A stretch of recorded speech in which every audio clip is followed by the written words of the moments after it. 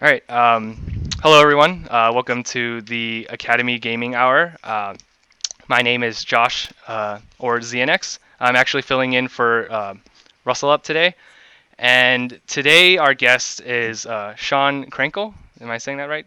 You Krenkel? are. All right. From Night School Studio. They made the super awesome game Oxenfree. And we're going to just talk about it a bit. So, Sean, I guess we'll just start off. I guess a little bit of history with your company. So I know you started it with your cousin Adam, right? hmm And just, you know, maybe a little bit on that to start us off. Sure. Yeah. So Adam and I, we're cousins, as you mentioned. Yes. When we were little kids, used to make lots of ridiculous videos together, little movies and stuff, Nice. and just share basically the same taste in almost everything. Right. And then somehow never worked together. Like we ended up, our kind of career paths just kind of went all over the place, and we worked sometimes in the same building, but never really directly together. And so I had moved out here a while ago. I worked at Disney Feature Animation, and Right. then I left there and went to Universal Interactive. Worked on a bunch of the Crash Bandicoot games and some other stuff there. And then Adam was working there at the same time, but on different stuff. And this is both in sort of like a design and a production capacity. And then Adam ended up, so I ended up actually leaving games briefly and went Hmm. into like a creative agency. So I Okay. was sort of more on the marketing side for a few years, but found that I really wasn't all that passionate about it. Right. Yeah. Like, but enjoyed it. Did some cool stuff, like did some ARGs and stuff. Oh, And nice. during that time, then Adam actually got a job at Telltale and moved up north, and so he was working at Telltale as the lead writer on Tales from the Borderlands and on A Wolf Among Us. And circa now we're talking about like this brings us up to about 2013, Okay. actually 2014, early 2014. And at Yeah. that point, we had been talking a lot about like we wanted to start a studio. Why have we never tried to do it? Now that, now that like Unity and other sort of software solutions afford a team the ability to make something that if the Yeah. team is only like 6 to 10 people instead of 50 to 100 people, which is what it probably required for most games a few years prior, we're sort of like, all right, this is our chance. And so in early 2014, we started night school. So he moved back down to LA, and we were just kind of working out of my house, which Yeah. you're looking at the wall of Very right. nice wall. Very nice wall. Yeah, and really kind of the goal of the studio was to create games that are rooted in storytelling, but every game that we make we want to let you interact with story in a way that another game hasn't done before, Right. and so in the case of Oxenfree, that was, there's other games and studios that have sort of attacked branching narratives, but nobody's really done it in a way that when the branching dialogue traces are presented, usually in all those other games, you're sort of watching a cutscene or something that Yes. feels fairly passive, right? Yeah. So for us, our first swing at it was really like, how do we kind of decouple this idea of passive cutscenes and branching narrative, and instead go let you move freely, explore freely, play the game, and talk like you normally would in your real life. Yeah. Yeah. Like for personally, when I played the game, like I thought that was amazing. I'm just getting out of college. I was studying some game design and figuring out all the triggers and like making those triggers work out something. And it was just so different with you guys because like you said, like you're just walking, you're still playing the game, you're still in total control, and you're having these conversations. And you know that idea with the walking talking game. Um, so you were saying it came, that idea came before the studio or after? I might have missed that. So no, yeah. So it was. They kind of happen at the same time. They're sort of happening in parallel, and same with sort of the story for Oxenfree. Like what we wanted to do was, usually story in games, and this is probably a gross overgeneralization, but Yeah. usually story in games feels like it serves another set of mechanics and like some really solid whatever the mechanics may be. They may be adventure mechanics, may be shooter mechanics, whatever it may be, but usually story is sort of like the thrust for interacting with other mechanics. And so Right. what we tried to do was go like, how do we drill down as far into story so that it can become the mechanic, if Yeah. that makes sense, No. Yeah. like like not have it tacked on to something else and instead go like, all right, well, what is story? And then, in this case, the act of interacting with story for us meant like, yeah, like how do you add as much freedom and joy to the act of just talking? Like in this game, it was about, well, okay, if at one end of the spectrum you have sort of the telltale approach, which is a very nice sort of heavily scripted kind of shot Right. like a TV show style of, Yeah. of storytelling. How do we go? All right, well now let's let you run around and give you a couple more kind of gamey things. So like the radio in the game is something that we sort of treated like what if you had an ocarina type Yeah. thing where you could tune into different sequences and find new cool stuff in the world and solve puzzles with it and stuff. And so before we really knew like the story of Oxenfree and where we wanted to go with that, we just knew we wanted to let you like walk and talk, which Right. is not the sexiest sounding thing in the world, No, but yeah. it's like a fun challenge to try and tackle. Yeah, so you mentioned the mechanics like the walkie-talkie, and um, was it pretty difficult coming to like finding out those mechanics, like, oh, like which particular mechanics or elements were the best way to highlight that fact of like communication being like the The forefront key. of the game? Yeah, the key. Yeah, absolutely. It's funny because if we went back and looked at all the stuff that we were talking about early on, it was like it would have been a totally different game. Yeah. We were like initially there was a version where the kids in the game all got superpowers, and Oh my each God. superpower related to like how you could like it would be like, oh, you could talk to I don't know, like you would solve puzzles by like jumping inside of reflections and all these Oh like wow. crazy things that were actually kind of cool. Like I think they Yeah. were fun. But we kept going back to like, well, what does that have to do with communication? What does that have to do with all of that? And then kind of the other thing that we kept saying was like, most of these other choice-based games, usually the choices come down to a very serious kind of mortal moment of like guns in people's faces and who's going to die right now, or who I'm burning this village down or whatever. And so we were kind of like, what if we could make the conversation in the game feel as, I don't want to say familiar, but as naturalistic and easy a hurdle for the player to get over as possible. And so that's kind of when we landed on this whole idea of like a coming of age story. And we're like, oh, coming of age and applying mechanics to that seems like it could be really interesting. And then we kind of slowly put more stuff on the side from there, and that's when we started to get away from the crazy superpower stuff, and we're more like, okay, what if you're spending a lot of time with one character and then like half the time with the others, and what does that mean? Okay, well that means that if we're not doing it in 3D, we need to pull the camera back pretty far and show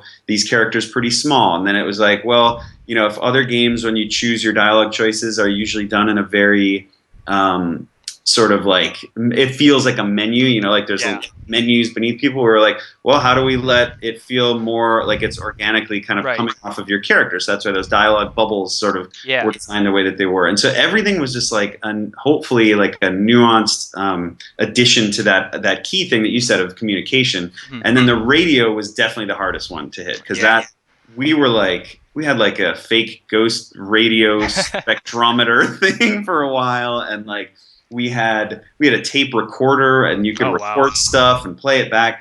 It just got too crazy, and we just kept going back to like, we loved the radio in Silent Hill. We love how radios just are kind of weird and magical in general, and they're analog. But I don't know. It all like the radio became a nice catch-all for a lot of the other design goals that we had in mind as we were building out the story. Right. Yeah, I honestly thought it worked really well. It just kind of put everything together. And I guess another element that, for me personally, that I found was amazing was the voice acting. The really brought the characters to life. For a game that's all about communication, like they were all pretty relatable. All the conversations were really convincing. I'm a little bit on the younger side, so as someone who is wasn't so far from high school, the conversations actually seem pretty realistic to me. So I thought you guys like aced that, to be honest.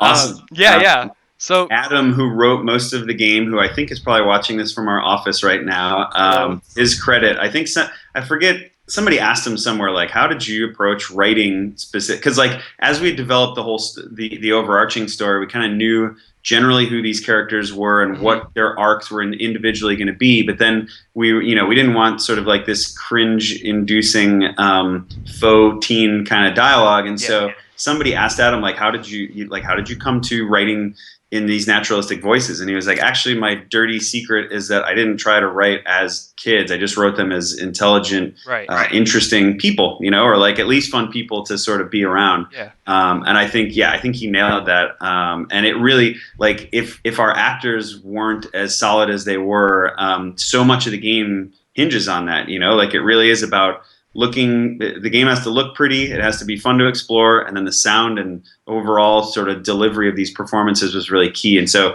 we were really fortunate. Like half of our cast are folks from Telltale games that Adam had worked with before, Right. and then the other half were people that we just sort of cast down here in LA. And they did great. Yeah, that's so great. So it was really more like the actors fit the mold that you guys created, or really they came in, you heard them, and you're like, this is Alex, this is Nona, like is that how it worked? It was a bit of mix and match for everybody. Right. That's a really good question, because it's like it's the kind of thing where the characters themselves, we knew very much who they were, and Adam was probably like a quarter to a third of the way done writing the script, so he wasn't that far along when we were casting, Right. and so there was the opportunity potentially to have these sort of like strengths or quirks or whatever of the various actors to kind of bleed into the writing. But I think it really, like in the case of Alex, I think Aaron Yvette, who plays Alex, just basically just started talking, and we're like, "Yes, you're You're the one. This you're is you. perfect." Yes, and then it was funny because like with Gavin Hammond, who plays Jonas, Gavin has played just everything you could ever imagine. Like Right. he's Kenny in The Walking Dead. Oh He's yeah. the original voice of the Furby, which Oh is my God. I That's know amazing. it's kind of ridiculous. Very interesting resume there. Huge range, right? Like Yeah. he's been in a ton of different stuff, and so with him, we kind of like workshopped it, for lack of a Yeah. better term, for a while to find the voice of Jonas. Sure. And then everybody else. I mean, it was really important for us to have the actors be as naturalistic and be who they are as possible. Like, there's kind of varying ways to work with actors, especially with voice actors. And we were like, let's just have it sound very natural. Like, don't be playing too much of a part. Sort of be yourself. So we tried to cast as closely to who these characters were in our minds as possible. But all that said, there were definite things about a few of the characters that affected Adam's writing as he was writing, because he's Yeah. like, oh, I didn't expect that to sound like this. Right. I'm going to lean into that more now, That's awesome. Yeah, so with a game like this, you guys bring on voice actors and other people in, but like the core team at Night School Studio, like how many of you guys are there? So it's a pretty tiny team. So for most of the project, it was just 4 people, like just through about the first 2/3 of the project. So that was myself, that was Adam, and then Heather Gross, who's our lead artist, and Bryant Cannon, who's our lead engineer. And then what we realized about halfway through the game was we had way overscoped it. And we were basically screwed on the schedule that we Gotcha. to be on. And also, I think we underestimated the amount of sort of custom scene setups for all of the moments in the game. I think we sort of oversimplified it in our heads and went, okay, well, we'll have a bank of animations and we'll have all this VO and we'll let you walk freely between these environments, and that'll be pretty easy, right? We'll just put content in. Said. Yeah. Yeah, easy peasy. And then that was completely wrong. And so we brought on 2 designers, Spencer and Kevin, who are still with us now, and they Awesome. their kind of role almost became like to direct Adam's writing visually. Like, if you took, like, basically imagine that you've got this kind of bank of like, all right, we're setting up all these triggers, we have a ton of different animations, some of them are custom, some of them are not, and then they just sort of set up the scenes, and we're almost like DPs on it for the entire game, which has a ton of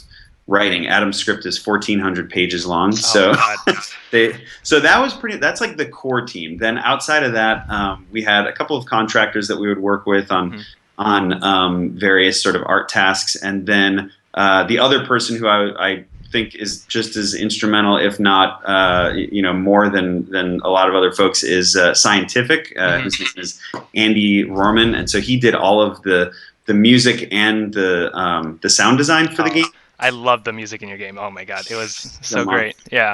awesome. I hope he is watching this. Yeah, it was so good. I want to go back to one thing you mentioned about that massive script. So just other than the sheer size of it, like, were there any big challenges come? Because in the game, it's all about branching dialogue, one thing leading to another, and like, what was the biggest challenge coming for all of that? I think so the stuff that a lot of people assume might be the hardest stuff, like Right. like recording all of that and everything there, is like, it was actually very straightforward. I think it was not that bad, not that unwieldy. I think that the actual implementation of a lot of that VO became nightmarish because so Bryant developed this custom tool that was like, it's a very kind of visual scripting tool that allows you to not only put in the dialogue for each of the characters, but also then trigger certain animations or camera moves and play with the timing. It's really cool, but it ended up taking something, I forget what our estimates are now, but it was like 3 full man months of just like putting dialogue into this tool. And so that was something, I think, just sort of like our general workflow was not as like refined as we needed it to be, and it wasn't as I think it would. The task at hand was much larger than we ever expected it to be. So that, like, from a script perspective, I think that's sort of a big thing. I think the other thing, and this is less necessarily any specific effort, but more about what was difficult in finding the fun and finding what was good about the game, is that because Oxenfree is so reliant on those performances and on all the components that go into a single scene, before they're all in, the game kind of sucks.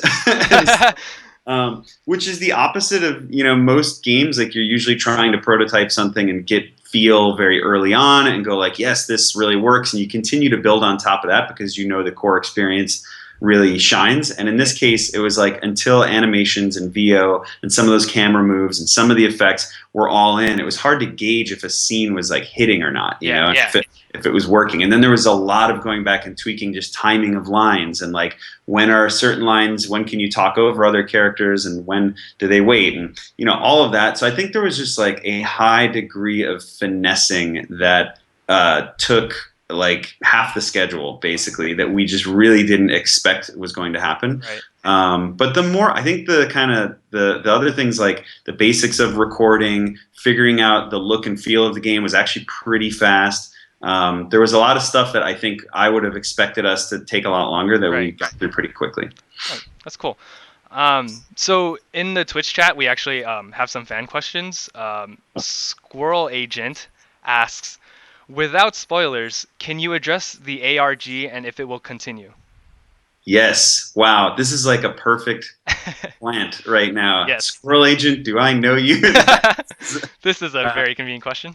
So yes. So for those that don't know, so one of the things that we did after the game launched in January, initially, was there's a sequence of very strange sort of hidden things in the game. I won't go through all of it right now, but a lot of people have dug in and figured it out, and that the things that, when you sort of piece together the beginning of this puzzle, it actually is linking to something that we've been running for many months now outside of the game. And it is a pretty fully fledged ARG, and it's sort of slowed down for a little bit in the last few weeks, and that's specifically because there is some story content that is coming soon, very soon, in a few weeks, when the PlayStation version launches, and then that story content will also show up in the Xbox and the Steam versions of the game. But long story short, that story content is getting the ARG is really bridging into that story content. Okay. And so the shortest answer I can give is, next week that ARG will be kicking off big time, like in a very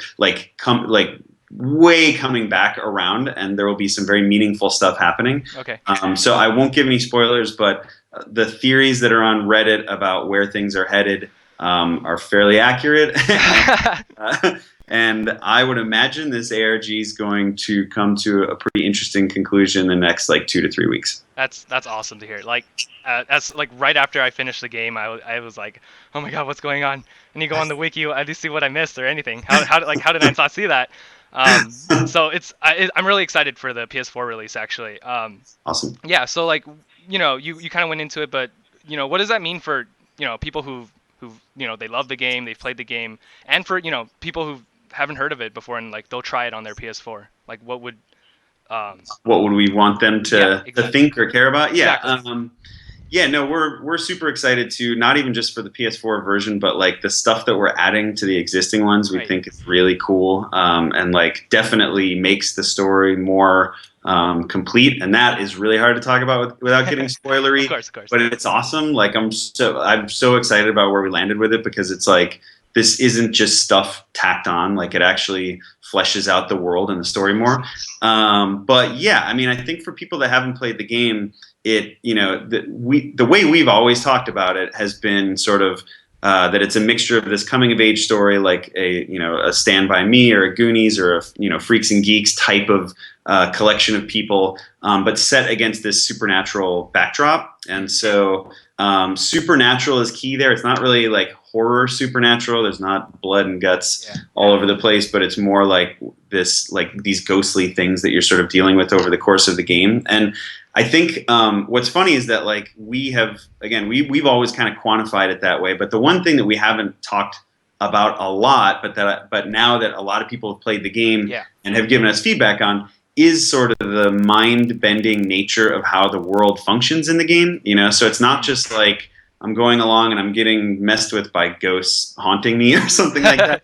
And it's much more about these sort of strange time loops and sort of questioning your place in the universe. And there's a lot of kind of sci-fi stuff going on in it that probably doesn't necessarily come through when you just see the trailers. So for me, I would say anybody that like is really looking forward to trying the game out, the mind screwy nature of it, the thing that has gotten the best sort of response and is the most kind of unsettling thing too. And it's something that we're all really very proud of because it is pretty freaky. And even when we go back and keep playing through it over and over again, I still like yell across the room, like, don't make that choice.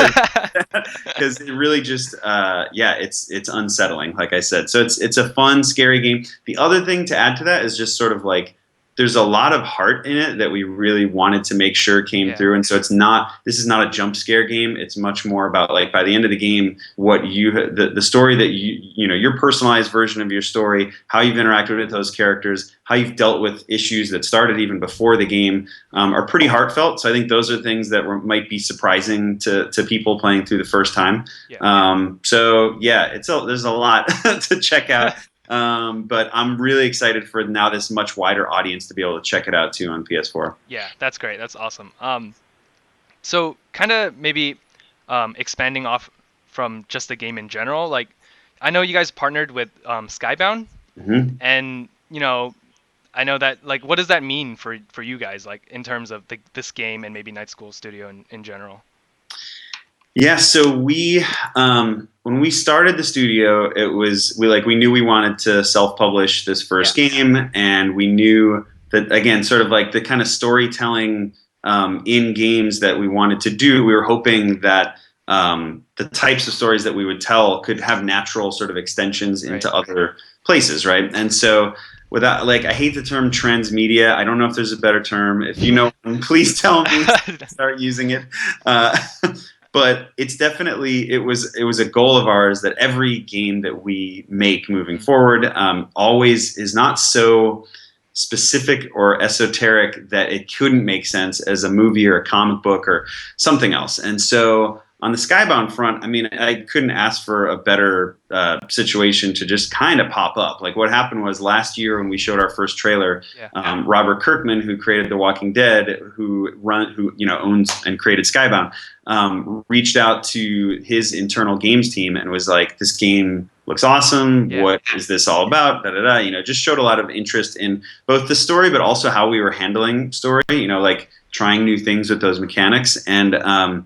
we just talked to them for like 6 months, going back and forth, like what could the right thing be? Because they're not like the publisher of the Hmm. game at all. It was more like we both know that we like each other a lot, Nice. but what can we do together? And Yeah. so where we finally landed was a really interesting setup where sort of, on the game front, they help us market and message the game and bring it out to places that we couldn't do otherwise. Like we're going to have a presence at Comic-Con, and we're going to be, like we had a print ad in the 150th issue of The Walking Dead, and like Right. all these crazy things that a small, whatever, 5-6 person team wouldn't have had otherwise. But the thing that I think is more interesting is like the way they look at us is sort of as like another, just sort of like a team of creators, and they're also creators. And Robert, as the person who leads that studio, it's a very creator driven place. And so what their whole goal is with us, and I think with the other properties they're building, is like, how do we align like a team like ours with their own internal creators to bring it to other places? So we are now, crazily enough, in the process of packaging this up as a movie, like for real. Not like, oh, we optioned it and it went away, but like we're attaching writers and producer, and it's like this thing that's moving that is insane. Like That's so awesome. yeah, it's really exciting. Thank you.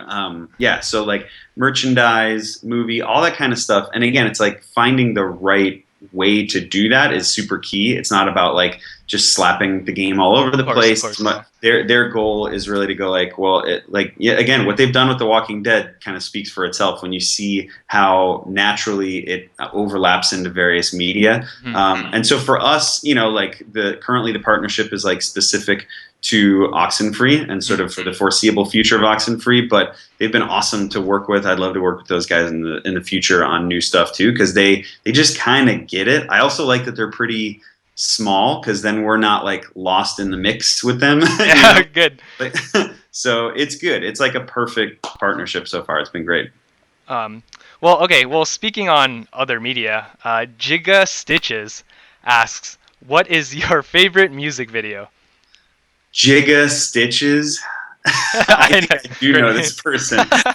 I'm pretty sure I know this person. I think he's a designer on our game, and I think he's trolling me right now.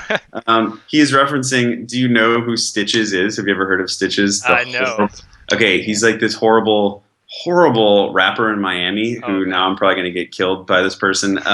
But he's made some very frightening videos. I don't want to waste time on the stream, but I will say, go check out Stitches, and you will not sleep well. We watched a lot of Stitches videos during crunch time on Oxenfree. Got it. Okay. Well, I guess some other questions then, more about the game. BYC616 asks, "What I really want to know is about the does it hurt scene in the trailer, and is it hidden or is this scene just deleted? Because it's really creepy." Awesome. So the good news is I'm glad that you love that scene. The bad news is it did get cut. There's a couple things from the early trailer that ended up getting cut that are like the locations and all that stuff are still in there, but that exact moment, the Does It Hurt one, ended up getting cut. And it was specific, again, not to get too spoilery, but it has to do with that was Nona that ends up being sort of hunched over at that moment in the trailer, and that scene just didn't really make sense in the narrative where the narrative ended up going.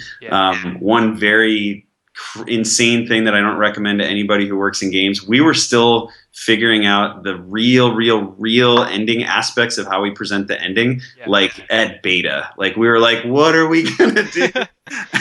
And there was a lot of crazy tweaks still happening to the story, fairly last minute. So there's some stuff that got shuffled around that people may have seen in things like a trailer or something that ended up getting cut. I see.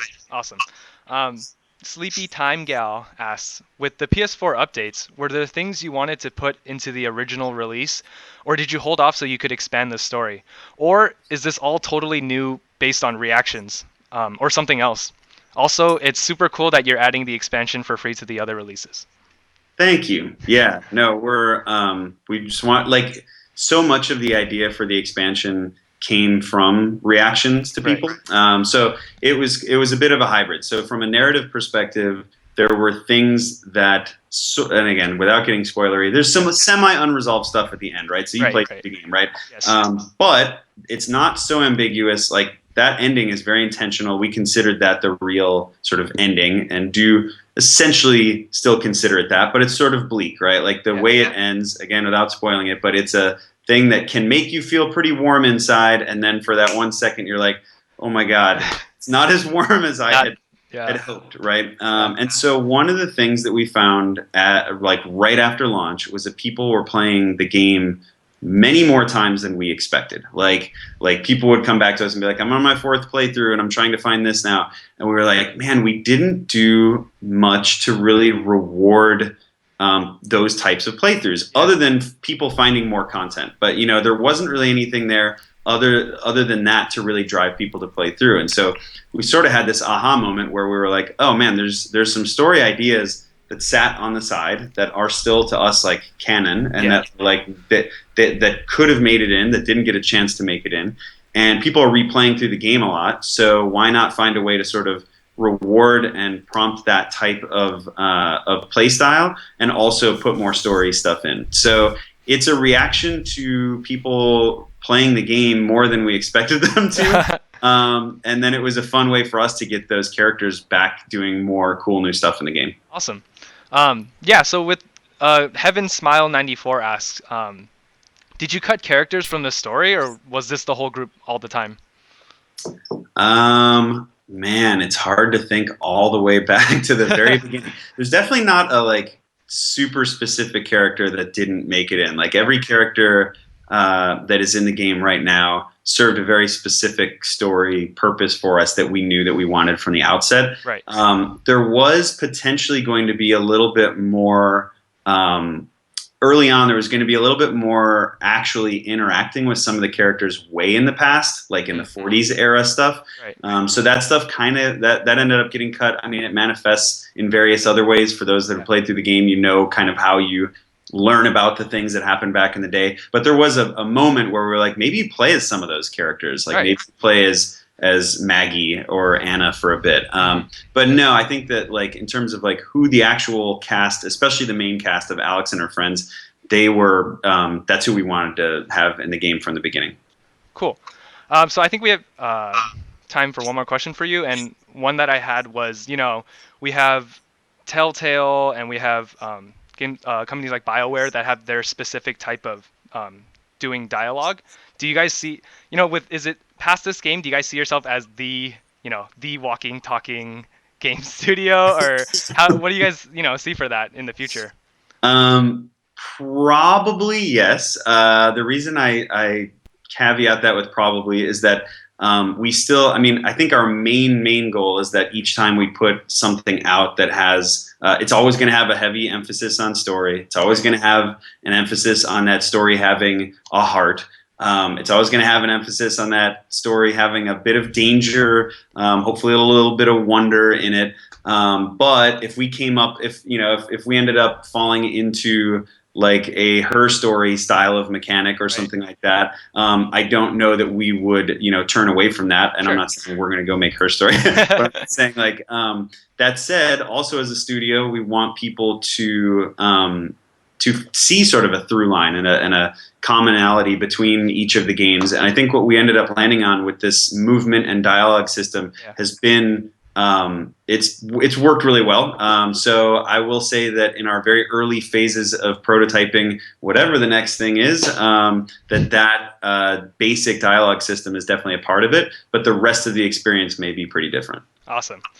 All right. Well, thank you for talking with us. That's almost all the time we have left. If there's anything you'd like to add, is there anything you want to tell, fans or supporters of the studio? Yeah, just thank you so much. Like, I think we've been stunned at the outpouring of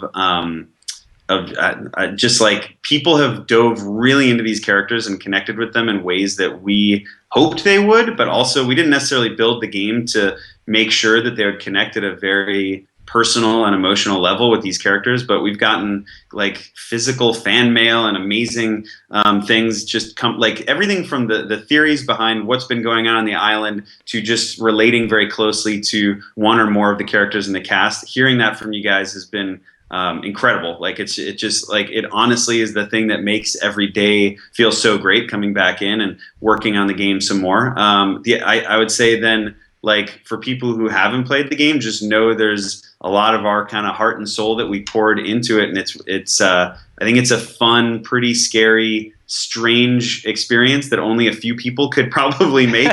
I can't imagine like 100-person team making this weird game, Yeah, yeah. as you now that you've played through it. So yeah, for everybody that's played it, I really hope that you guys check out the new game plus in a few weeks. Again, it's free, so the only thing you got to spare is some download time. But and then for those that haven't, yeah, please check it out. I guess the only other thing is there's like a sale going on Xbox right Oh, now. nice. Yeah. It's 33% off over there, so check that out too. And then finally, I guess like if you want to follow us on social media, Right. we are on Twitter. It's at Night Schoolers, NIGHT Schoolers, and that is probably the best, most consistent social media channel Got that we update. We kind of are. We got to get better. We just got to get better at it. it. So that's about it.